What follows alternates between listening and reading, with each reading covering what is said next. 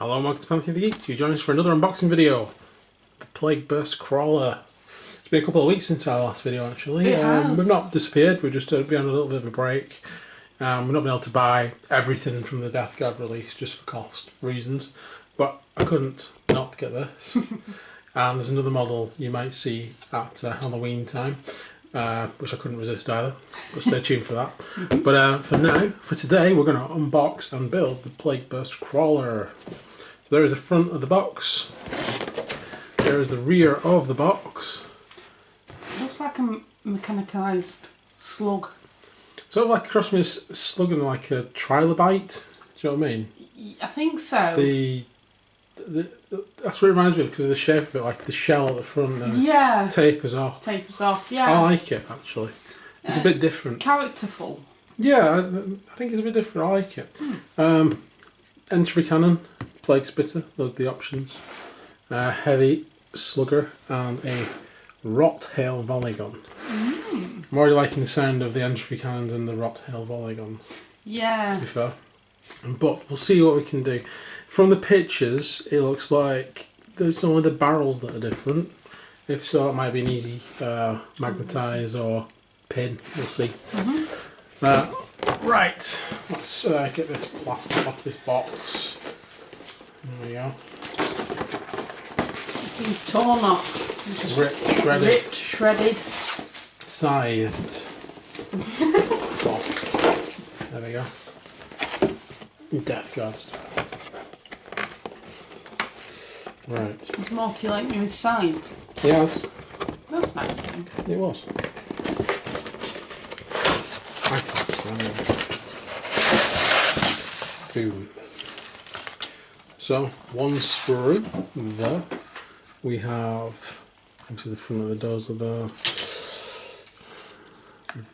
Parts of the sides. Yeah, is that the engine? Looks like it. Don't know, we'll find out. The second sprue, there are two sprues. We have the tracks there, all the internal gubbins, that's pretty good. And then we have the actual tracks themselves, very similar to like the tanks we've seen in that respect. Okay, empty box, and we have the instructions. So, let's have a look where we begin. It's actually on this other page. So we need parts 53, 1 and 2, 54 there, 6 and 7. That's mainly the superstructure. So parts, is that part 2? Part 1. Part 6 and 7 are obviously those two. And 53 must be on there. Yeah, it's that bit at the front there, isn't it? That bit there. Right, so let's get these parts off and we'll start putting this thing together. Okay, so these are the tracks. They do look pretty awesome actually, I like that. We've got the front bit there, that's part 53, and then we have part 2, which is going to go that way around. We have part 1, which is going to go that way around, and it looks like it goes onto there, like that. Part 53 goes onto the front. There's a little lip there, which hold that on. Part 54 hasn't been cut off. Oh, 54. Part 54 hasn't been cut off. So what I'm going to do, I'm going to glue these three bits together. Then I'll be back. Okay, so there is the first part of the assembly. So the second part actually has part 3 as well. Nearly missed that bit. But we have part 54, which is going to go here where this wavy bit is. That's going to sit in there. Then we have part 3, which comes down the front here and sort of connects up with those parts there to make these vents, whatever they are at the bottom. So we're going to stick those two parts on. Once they're on, we have part 7 and part 6. Because this thing's the other way around, they will go on the side like that. So let me get all that bit together and then we can continue. This is what we've got so far. There's tracks line up at the front, that seems to be alright, but there doesn't seem to be anything that lines up at the back. We have these tiny little gaps. If I just push that down a bit better while it sets. I think it goes like that. Just to hold that in place. But as you can see under there, that does line up now. It lines up with the front, so I think that's correct. So next up, while it's drying in my hand, get an elastic band to put around that or something to hold it in place. But in the meantime, we're going to get these parts off. So 19, 18, 17, 16, 15 and 14, which are all little cogs. We're also going to get off parts 21 and 23, which are there. And then obviously the other side as well, a bunch of cogs from 8 all the way through to 13 and 20 and 22. We're going to get all those off, keep them in order, and then we're going to attach them to these sides once this is dried for me. So we'll be back. So we've got these little cogs off. You see they've all got this little tri symbol inside them. These all look the same. They are in the correct order, as shown here. And I think we've got a slightly larger one there. And then we've got the double one, which is 23, same as 22, according to that. But right, so let's put these on. So this is the first side, and we start with 14, which is shown as going in, if I'm correct, there. That slot there. Then 15, 16, 17, 18, 19 goes in there. The double one, that is going to go in there. 21 is going to go in there, like so. Straightforward enough. Then the same on the other side, just in reverse, and we'll put that together. Yeah. Looks straightforward enough. Back in a moment. Okay. So you can see from there we've got all the cogs on. As long as they go in the right, as long as they go in the right size slots, I don't actually think it matters which one goes in which. It's just these end ones, and obviously it doesn't actually matter which way around any of these go, apart from this end one, obviously. All the little things are actually on the inside parts of the track, which are connected to this bit itself. So next up, we're going to be using that by putting the tracks on. So I'm going to be starting with this side, and all these are numbered 30. Higher than 30, should I say. So this will be the right hand track. So we've got part 34 which goes underneath, part 35 which goes on that bit at the front. We've got part 33 which goes that bit there at the front. And then on top we're going to have part 36, 37, which is actually this blue highlighted part there, so it's sort of on the front there. You can see that on the camera, there. And then we've got part 32 and part 31, which are these going to go on this top part of the track, which is this blue highlighted part there. So I'm going to put that bit on, then we're going to cut off the other side, which is just a mirror image. Apart from it's 30, 29, and then all the others are 20s. So the left hand side is the 20s, apart from that one. And then I'm going to do this same again. When I come back, both sets of tracks will be on if there's no other problems, and I'll see you in a moment. Okay, so we've got that side on. I just wanted to come back because that was really quick and just show you how they actually go on, because it's actually a much better system than the older tanks. These little grooves, for instance, 29 is going to go in this front groove there, and then 30 is going to go in that groove there. There's two little pegs on that one. That goes on that groove, and so on. And there's just grooves on there as well. So all these are going to correspond to a groove, and it fits in perfectly. It's not like the really old tracks and even rust tanks that we used to have to put on. That's much better. Like I said to Claire, it's almost as quick as putting the track on the repulsor. So there we go. So we're going to stick the other side on, and we're back in a moment. Okay. So both sets of tracks are on. Moving along to the next stage, we have this part here, which is part 52. This is the big bit. This is going to go over there. And then we have these two parts, which is part 39. And we have part 38. And they're going to go, part 38 goes on this side. They're going to fit onto there. But I'm going to put this on first and make sure it's secure on, because I don't fancy pushing that down and getting all the spikes in my hand. And then we have this back bit here, which I think is part of the cannon that's going on, I think. Looks like it. Or is this just part of something else? Having a look. I think it's like a cog type system. Right. So We have part 68 and 69. Those two parts are going to go together. There are little clips in there, so I'll only go together one way to make that.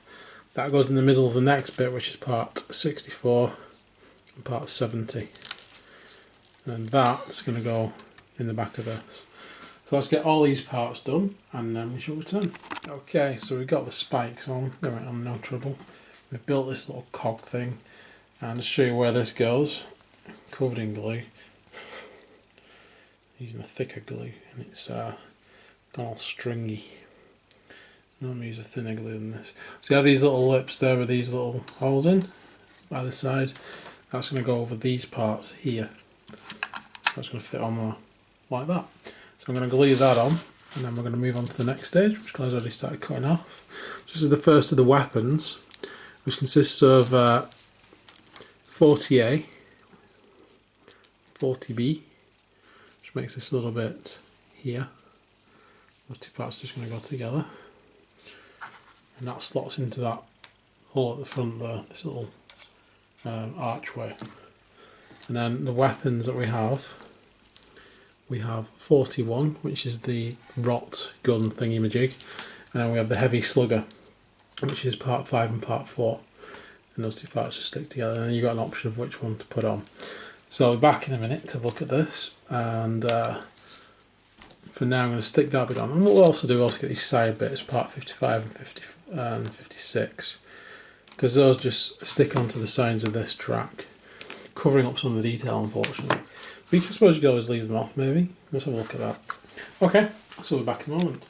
Okay, so there's the tank with the armoured sides on top, everything in place on there. Weapon wise, I have stuck this on. I've decided I'm probably only going to use the rot tail volley gun and probably the entropy guns as well, just because of the way I want to use this tank.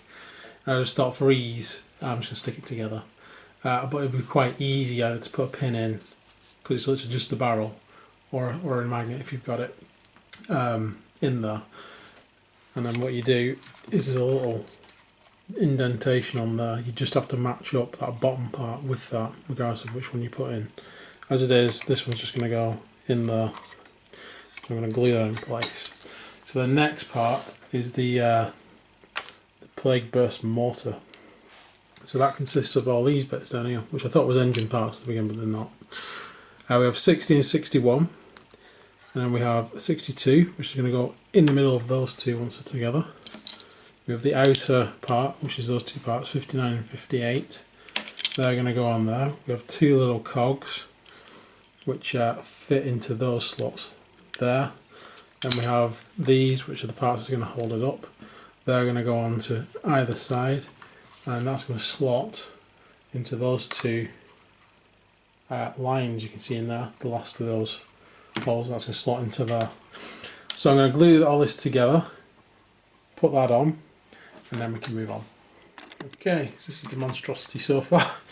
I'd also advise leaving these spikes off before you put this on, because I had to push this into place, and when I did it kind of went flum in one go. And my hand went straight onto those spikes, which was quite painful. There was a lot of screaming yes. that way. Well, I wouldn't say there was that much screaming. I'm not a big girl. But there was a lot of screaming. There was a lot of screaming. Okay. Right, so next stage, we have the entropy guns to put on. So you can put on the plague spitters instead, which is the same as the blow up fly's got. But I'm going to go for the entropy guns. And it's part 42. 43. As you can see, that is the connection and the difference. You could put a pin in that, you could put a small magnet on that, you could easily switch these guns around, no problem at all. 49 and 48 is one of the entropy guns, 44 and 45 is the other. Those two parts will go together to make the barrel, that'll stick on the end. The plague spitters are the same, two parts. You could easily just pin this, you wouldn't even need a magnet, but if you've got a small magnet, that could go on there.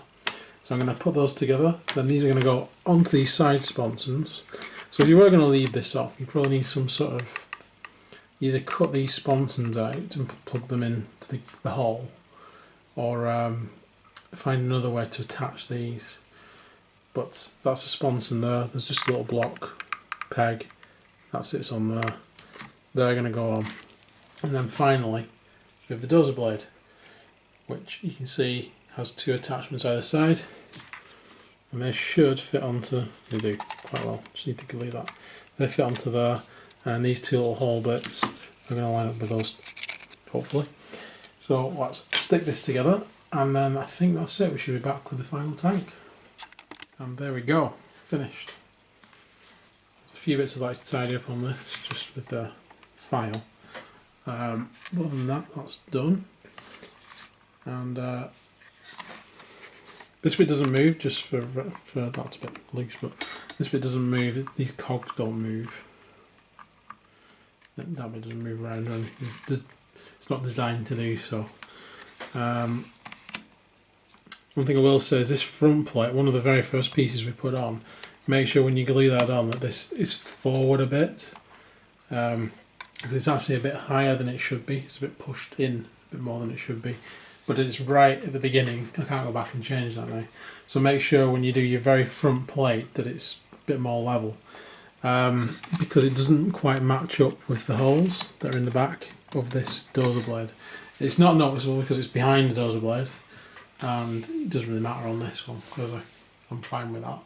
But if you want it to match up, make sure that this bit at the very beginning is just a bit more level. But you can't tell that until you get to the end, to be honest. But there we go. So that is the tank. What do you think? It looks pretty awesome, actually. Yeah, it is actually. Very characterful. Yeah. Yeah. Because I was prying it a bit, that bit's come a bit loose. But I'll have to put some more glue on that and pull that back into place. That's more me than the actual kit. So there we go. So that's the only thing I'd say about this. When you put this bit on right at the beginning, make sure it's far enough forward, sort of very level. I think what happened was when it was drying, it moved back a bit. So make sure these prongs are kind of facing straight out. I think as we went along, it moved back, so they're slightly out of line. It doesn't matter though, because the side bits are strong enough to hold the blade on. These bits here, those are just for show, really. Yeah. So we have the rules, which I think we went through when we did the Death Guard book. We have the colour chart at the back as well. So that's there, if you want to do it in green. And there is our tank. Sweet. Nice. Nice. Okay, so thanks for watching. Please like and subscribe, it helps out loads. Stay tuned for some more videos, especially coming up around Halloween. I'm not sure when the next Death Guard one will be, but we'll be getting Death Guard eventually, just not at the moment. Stay tuned for that in the future. And we'll see you again soon, guys. See you soon. Take care for now. Bye. Bye.